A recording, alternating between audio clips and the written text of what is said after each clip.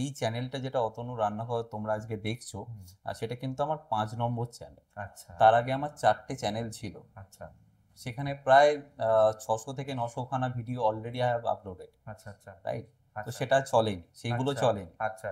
তো এবার বুঝতে পারছো চ্যালেঞ্জের ব্যাপারটা। আচ্ছা। মানে আচ্ছা। প্রত্যেকটাই চ্যালেঞ্জ। সো আমি এটাকে পজিটিভলি নিই অ্যান্ড আম অ্যাকসেপ্টেড। আমার ফার্স্ট স্যালারি যেটা ছিল সেটা হচ্ছে 3,500 টাকা। আচ্ছা। সেটা আমার ফার্স্ট আমি স্টার্ট করি। এবং যখন লাস্ট আমি মানে হোটেলে থেকে জব করার করে সেটা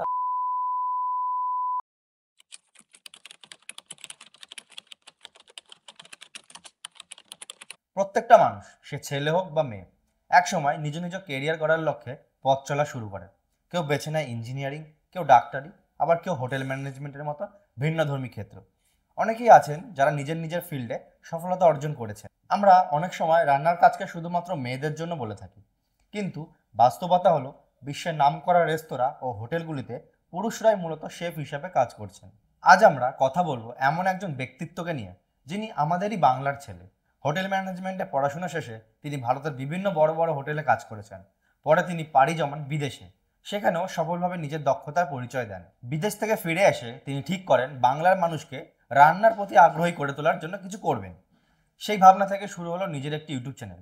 আজ বাংলা রান্না বিষয়ক ইউটিউব চ্যানেল বললেই যার নাম প্রথমে মনে পড়ে, তিনি আর কেউ নন, আমাদের সকলের প্রিয় শেফ অতনু। আজ তিনি রয়েছেন আমাদের সঙ্গে। চলুন তাহলে তার সাথে পরিচয় করে নিই। হ্যাঁ, নমস্কার অতনু বাবু, কেমন আছেন? একদম খুব ভালো আছি। Thanks for inviting.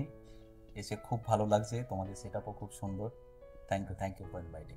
Atanu babu, আপনি তো বিদেশে যেমন কানাডা, মেক্সিকো, আমেরিকা এসব জায়গায় একটা ভালো স্যালারিতে কাজ করতেন, তো সেসব ছেড়ে এসে হঠাৎ ইউটিউবে চ্যানেল খুললেন, এই সিদ্ধান্তটা কিভাবে আসলো? না, অ্যাকচুয়ালি কাজ তো ওখানে করতাম, আমি ক্রুজ শিপে কাজ করতাম। ল্যান্ডেও বিভিন্ন জায়গায় কাজ করেছি।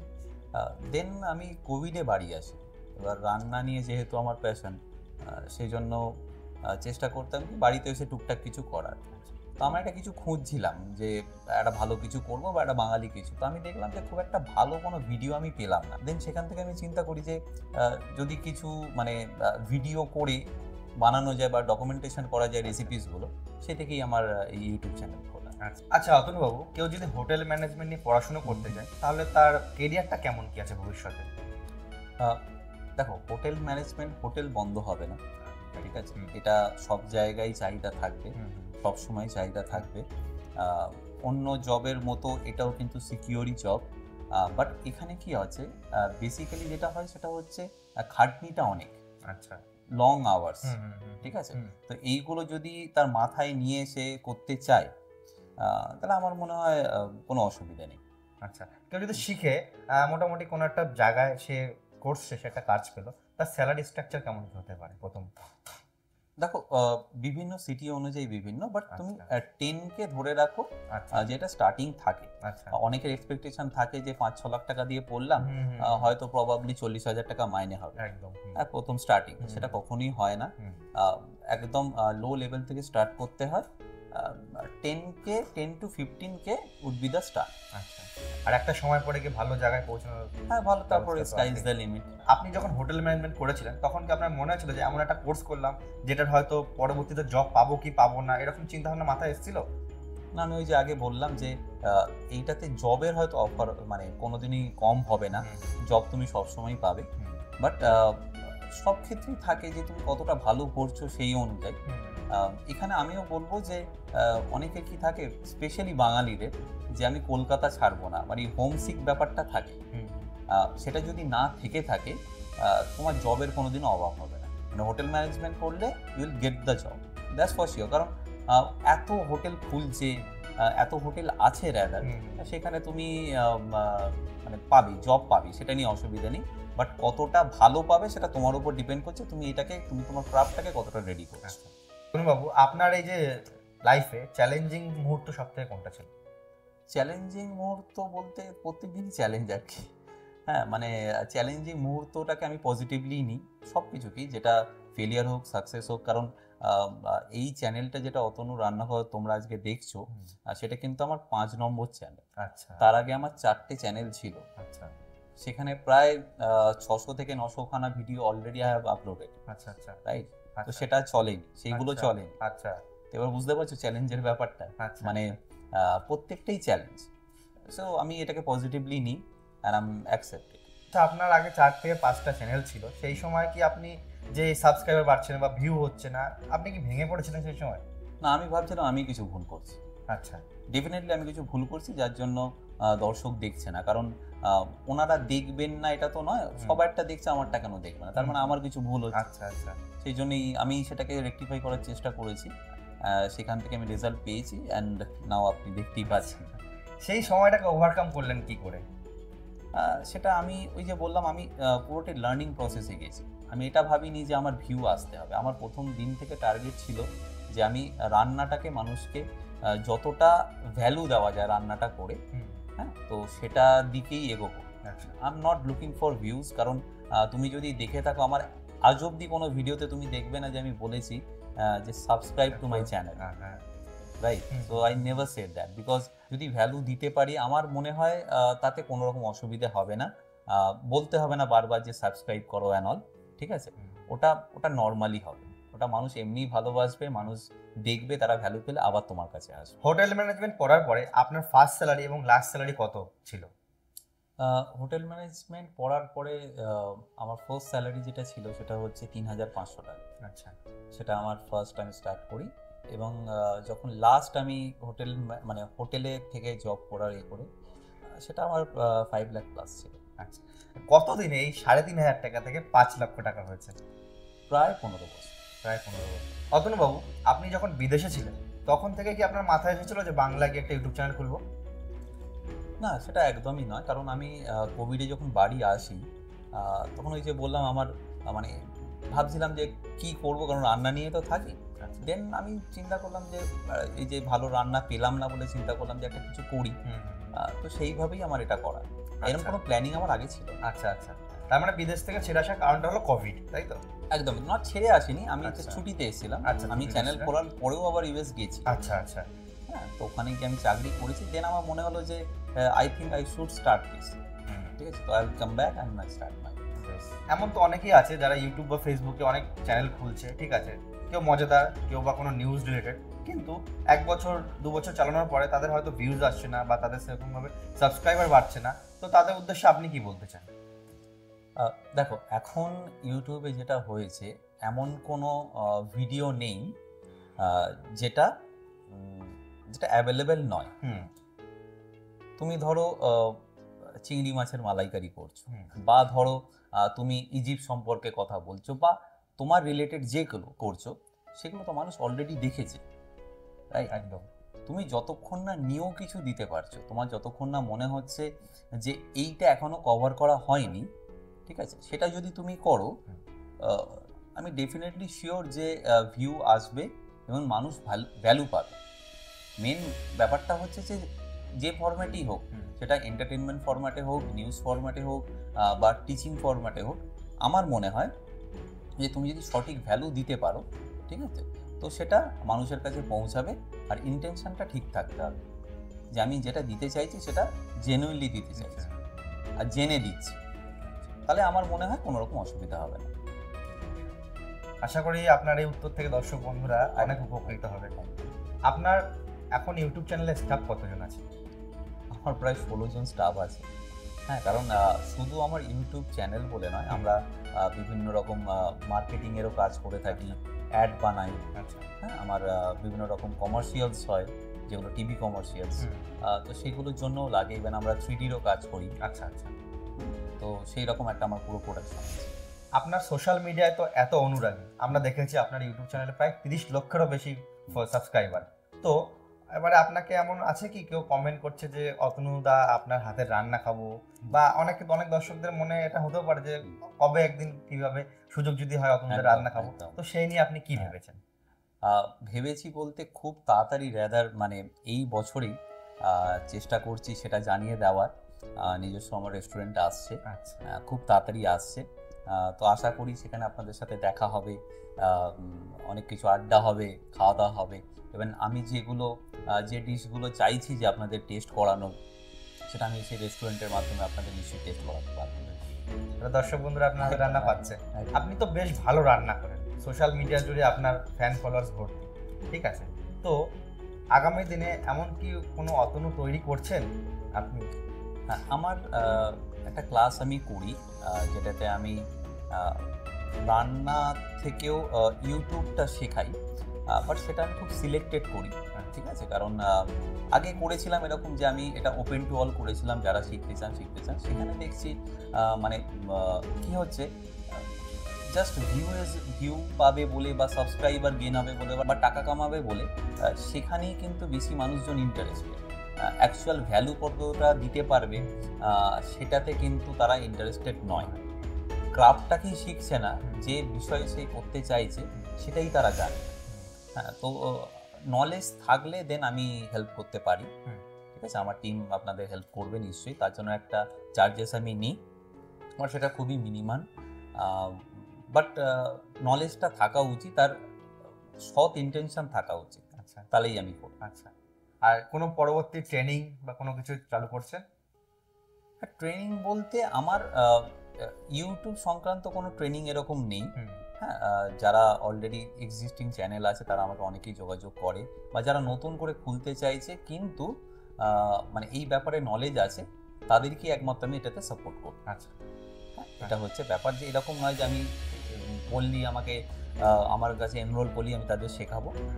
আই চেক দ্যাট মানে ওটা কতটা উনি জানেন।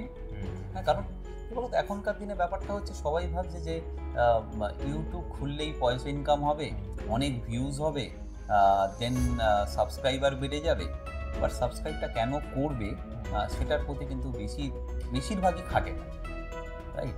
আমার মনে হয় সেটা চেঞ্জ করা উচিত, আর এই পার্সপেক্টিভটাও চেঞ্জ করা উচিত। এমন তো অনেক দর্শক বন্ধু আছে যারা হয়তো চাইছে আপনার কাছ থেকে রান্না শিখবে বা লাইভ গিয়ে আপনার কাছে গিয়ে রান্না শিখবে, তাদের জন্য কি কোনো ব্যবস্থা আছে?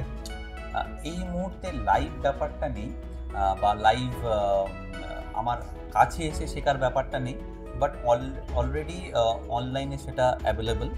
হ্যাঁ, কারণ অনেকেই আছেন হয়তো অনেক দূরে থাকেন, এসে আমার কাছে শিখতে পারবে না, বাট আমি স্টেপ বাই স্টেপ আমার অনলাইন কোর্সে শিখিয়েছি। আচ্ছা, আমার দুটো কোর্স আছে, একটা হচ্ছে বেসিক কুকিং কোর্স, আচ্ছা, একটা হচ্ছে অ্যাডভান্স কুকিং কোর্স। আচ্ছা, ঠিক আছে, যারা মানে একদমই রান্না পারেন না, ঠিক আছে, প্রথম একদম স্টার্ট করতে চাইছেন, তাদেরটা বেসিক নিতে পারেন, বা যারা একটু রান্না জানেন বা জানেন না, ঠিক আছে, তারাও কিন্তু অ্যাডভান্স কুকিং কোর্সটা নিতে পারে। বাট তার জন্য আমি রেকমেন্ড করবো যারা রান্না জানেন না তারা একবার বেসিক কুকিং কোর্সটা নিয়ে দেন অ্যাডভান্স কুকিং কোর্সটা নিন। আচ্ছা, ঠিক আছে, কারণ আমরা একটা হোটেলে গেলে এখনকার দিনে 1,500-2,000 টাকা বিল, ওটা খুব নর্মাল, একটা ফ্যামিলি নিয়ে গেলে নর্মাল। বাট আমি যে কোর্সটা করেছি সেটা 3,300 টাকায় দুটো কোর্সই পেয়ে যায়। আচ্ছা, আচ্ছা, একদম মিনিমাম, একদম মিনিমাম। এটা যদি জানেন, আমি এটুকু গ্যারেন্টি দিচ্ছি, এই কোর্সটা যদি করেন এটুকু গ্যারেন্টি দিচ্ছি যে রেস্টুরেন্টের খাবার নিয়ে আর কোনোদিন অসুবিধা হবে না বানানো, টেস্টটাও সেম হবে, আর এটা আজীবন দেখতে পারবে, যতদিন চাইবে ততদিন, লাইফ টাইম অ্যাক্সেস থাকছে, রাইট? তো সেটা নিয়ে আশা করি 3,300 টাকা একদম মানে নর্মাল ব্যাপার, রাইট? তো এটা নিয়ে আমার মনে হয় না কোনো রকম অসুবিধে হবে। আর আমি এই জন্যই কম প্রাইসটা রেখেছি, ওটা ধরে নিই প্রায় 100-150টার ওপর, মানে 170টার ওপর ভিডিও আছে। আচ্ছা, আচ্ছা, ঠিক আছে, তো যতগুলো রেস্টুরেন্ট তোমরা বাইরে খাই আমরা, যেমন ধরো ইন্ডিয়ান খাই, চাইনিজ খাই, কন্টিনেন্টাল খাই, রাইট? তো সেগুলো কিভাবে বাড়িতে বানানো যায়, কি বানিয়ে রাখে যার জন্য বাড়িতে বানানো যায় অত সহজে, বা ওরা যখন যাচ্ছে তখন 20 মিনিটে তোমায় খাবারটা দিয়ে দিচ্ছে, কি বানিয়ে রাখছে, রাইট? তো এই জিনিসগুলো আমি শিখিয়েছি আমার কোর্সে।